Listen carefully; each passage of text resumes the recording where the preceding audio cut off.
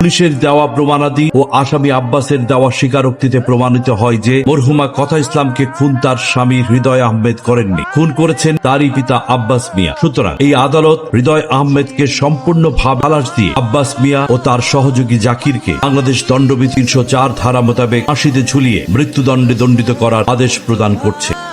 তুই আমার ইজ্জতে হাত দিয়ে আমার সেটার আগুন জ্বালাইছ, কিন্তু তুই সারা জীবন কয়লার মতো দুঃখতে জ্বলতে থাকবি।